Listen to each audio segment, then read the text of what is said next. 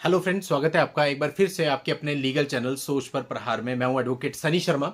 और दोस्तों, आज की इस वीडियो में एक लेटेस्ट जजमेंट पर मैं बात करने वाला हूं। इस लेटेस्ट जजमेंट से पति पक्ष जो है उसकी बहुत बड़ी एक प्रॉब्लम है वो दूर होने वाली है।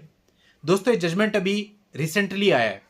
देखिए, आप लोगों के ऊपर जब एक एफआईआर दर्ज होती है तो आपने देखा होगा कि उसमें केवल आपका नाम नहीं होता, यानी केवल पति का नाम नहीं होता। पति के अलावा पति के माँ बाप, पति के बहन भाई और पति के रिश्तेदारों के नाम भी होते हैं।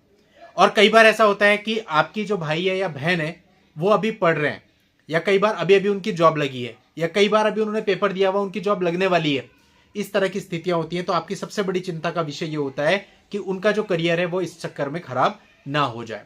और सबसे बड़ी चिंता इसमें एक होती है, जब उन्होंने कोई पेपर दिया हुआ है बढ़िया लेवल का, आईपीएस आईएएस लेवल का कोई पेपर दिया हुआ है, यूपीएससी दिया हुआ है, और उसका रिजल्ट आना है और आपको लगता है कि उन्होंने बहुत मेहनत करी है और उनका सिलेक्शन हो गया, तो जब वेरिफिकेशन की बात आएगी तो वहां पर उनके अगेंस्ट एक क्रिमिनल केस होगा।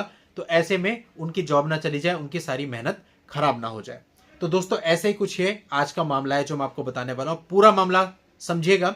और यहां पे 498 के दुरुपयोग के बारे में जो ऑनरेबल कोर्ट है, ऑनरेबल कोर्ट ने बताया, टिप्पणियां करी, प्लस जो डिस्ट्रिक्ट कोर्ट है वहां पर एक नोटिस भी भेजा, उनको बताया इसके दुरुपयोग के बारे में।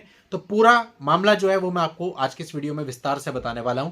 आखिरी तक आप लोग इस वीडियो में बने रहिएगा और हमारे मोटिवेशन के लिए चैनल को सब्सक्राइब करके नोटिफिकेशन बेल पर भी जरूर क्लिक कर दें, ताकि जब भी मैं आप लोगों के लिए इस प्रकार का वीडियो लेके आऊं उसकी सूचना सबसे पहले आपको पहुंचे। देखिए, इस पर्टिकुलर मामले की बात करें तो यहां एक व्यक्ति हाईकोर्ट में आए थे एक आदेश को रद्द करवाने के लिए। उनका चयन सहायक बोरिंग तकनीशियन के पद पर हुआ था।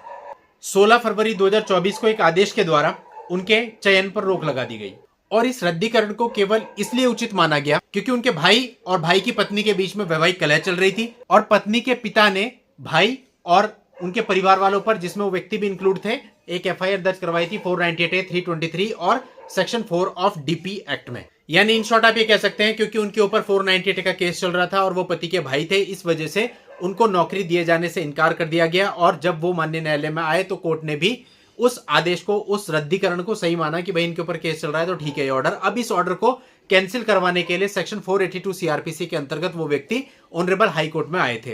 इलाहाबाद हाई कोर्ट का ये मामला है। अब इस मामले में जिला मजिस्ट्रेट मिर्जापुर और मुख्य अभियंता लघु सिंचाई उत्तर प्रदेश को कोर्ट ने एक नोटिस जारी किया और धारा 498A के दुरुपयोग और सार्वजनिक रोजगारों पर इसके प्रभाव को लेकर कई अहम टिप्पणियां करी। और साथ ही नोटिस में यह भी कहा कि इस आदेश को क्यों ना रद्द कर दिया जाए। अभी 22 अगस्त 2024 इस मामले में नियत की गई है। यानी कि दोस्तों, एक बात तो बहुत क्लियर है कि यदि अब आपके भाई बहनों का ऐसा कोई सिलेक्शन हो रखा है या सिलेक्शन होने वाला है या वो कोई पेपर दे रहे हैं और आपके मन में यह है कि 498A में उनका नाम इन्वॉल्व है, तो वेरिफिकेशन में वो लोग फंसेंगे, उनको नौकरी नहीं मिल पाएगी। ये बहुत लोगों की चिंता होती है क्योंकि हमेशा अपने से ज्यादा चिंता अपनों की होती है। तो दोस्तों, ये जजमेंट आपके लिए लैंडमार्क जजमेंट होने वाला है। आप नोट कर लीजिएगा। इसका लिंक, इस पूरे मामले का लिंक आपको इस वीडियो के नीचे डिस्क्रिप्शन में भी दूंगा। और 22 अगस्त 2024 को जब इसकी हेयरिंग होगी, आगे की भी जो हेयरिंग होगी उस पर भी जो फाइनल वर्डिक्ट आएगा उस पर भी मैं वीडियो भी लेके आऊंगा और आप इस जजमेंट को सेव करके भी अपने पास रखना। क्योंकि दोस्तों देखिए क्या है, चैनल पे 2000 से भी ऊपर वीडियो हो गए। कई बार कोई हमें रिक्वेस्ट करता है कि सर हमें ये कोई पर्टिकुलर जजमेंट चाहिए, तो मैन्युअली हमारे लिए भी ढूंढना पॉसिबल नहीं होता। तो इसलिए अगर आपके इस तरह के मामले चल रहे हैं तो ऐसा कोई भी वीडियो आता है तो आप उसके जजमेंट का नाम नोट करके रखिए। और यदि उसमें कॉपी अटैच्ड है, हमारे पास कॉपी होती है अगर किसी जजमेंट की, तो हम अटैच कर देते हैं डिस्क्रिप्शन में। नहीं होती तो एटलीस्ट हम उस मामले का लिंक आपको दे देते हैं, तो उसको आप सेव करके रखा कीजिए। तो मैं ये समझता हूं कि पति पक्ष की बहुत बड़ी चिंता थी और ये जो जजमेंट अगर फाइनल हमारे फेवर में आ जाता है, पति पक्ष के फेवर में आ जाता है, जो काफी हद तक कोर्ट ने कह ही दिया है, तो ऐसे में दोस्तों ये बहुत बड़ा रिलीफ है आप सभी लोगों के लिए जिनके भी भाई बहनों और रिश्तेदारों पर इस तरह के मुकदमे हैं, जिनका करियर का सवाल है, जिनकी नौकरी लगने वाली है।